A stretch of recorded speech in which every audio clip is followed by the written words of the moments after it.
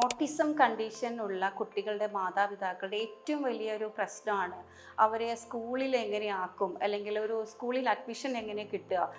അപ്പോൾ അങ്ങനെയുള്ള ഒരു കുട്ടിയെ ഒരു സ്കൂളിലാക്കി കഴിഞ്ഞാൽ പ്രധാനപ്പെട്ട ഒരു പ്രശ്നം എന്ന് പറഞ്ഞാൽ അവർ ക്ലാസ്സിൽ അടങ്ങിയിരിക്കുന്നില്ല, ശ്രദ്ധിക്കുന്നില്ല, മറ്റു കുട്ടികളെ ഉപദ്രവിക്കുന്നു, അറ്റൻഷൻ ഇല്ല.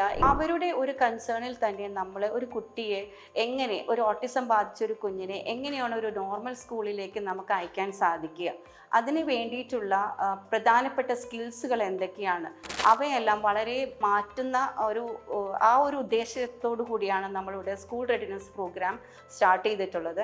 ഇവിടെ അവരുടെ ലൈഫ് സ്കിൽസുകൾ ഡെവലപ്മെൻറ്റ് വരുത്തുക, സിറ്റിങ്, അതേപോലെ തന്നെ വെയിറ്റിംഗ്, ടോയ്ലറ്റ് ട്രെയിനിങ് തുടങ്ങിയിട്ടുള്ള പ്രധാനപ്പെട്ട സ്കിൽസുകൾ ഡെവലപ്പ് ചെയ്ത് ഒരു മെയിൻ സ്ട്രീമിലേക്ക് കുട്ടികളെ എങ്ങനെ എത്തിക്കാൻ സാധിക്കും, അവിടേക്ക് വേണ്ടതായിട്ടുള്ള സ്കിൽസുകൾ ഡെവലപ്മെൻറ്റ് ചെയ്യുന്നതിന് വേണ്ടിയിട്ടുള്ള പ്രത്യേകിച്ചുള്ള ഇൻ്റർവെൻഷൻസുകളൊക്കെ കൊടുത്ത് പാകപ്പെടുത്തി അവരെ മോഡിഫൈ ചെയ്തിട്ടാണ് നമ്മൾ സ്കൂളിലേക്ക് പറഞ്ഞയക്കാനായിട്ട് റെഡിയാക്കുന്നത്.